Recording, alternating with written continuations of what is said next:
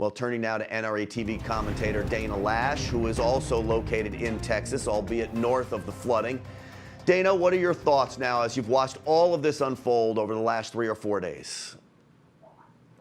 Good to be with you, Grant. Well, I spoke with Attorney General Ken Paxton yesterday, and he reiterated what he had said, the statement that the AG's office had released earlier, and that they are very serious about prosecuting looters, and there's not going to be a disregard for rule of law in times of crisis. Now, they and other law enforcement members have said it can be considered a different set of circumstances when individuals are desperate for water, if they are desperate for food because they've lost everything that they have and they're on waist-high floodwaters. So I know that law enforcement is practicing discretion, but in other circumstances where they have been posing as ICE agents and trying to bust into homes, and ICE released a statement about that yesterday, warning individuals who are in the affected areas, if you see people who are presenting themselves as members of Department of Homeland Security or as members of ICE, you need to make sure that their badges are visible, that their credentials are visible, and that they can produce said credentials when asked. And this is something that Ken Paxton had also followed up on. And so it's good to see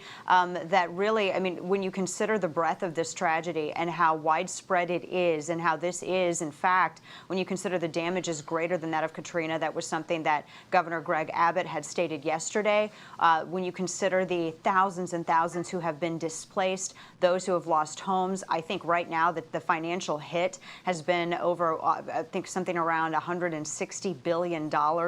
It's considered the worst natural disaster in the United States history. That is the fact that there are I would say so few instances of those reports is a good thing. It's a great thing. And part of that, of course, is due to excellent response by Texas authorities. But then a huge part of that, you and Chuck Holton covered, Grant, a lot of that is because you have a lot of citizens who are going out into these affected areas. They see a need, they are filling a need. They see an emergency, they are responding to said emergency. And these are individuals that, it's not that, they're always aware, they're situationally aware, and they are always prepared. You would rather have a certain skill set when you need it than not have it, and that's the code by which they live. And it's amazing to see that come into effect during times of need like this. And so also the ability, Grant, you mentioned, of individuals being able to lawfully defend themselves if they encounter someone who's using this tragedy as a way to exploit the weaknesses of the affected and take advantage of them.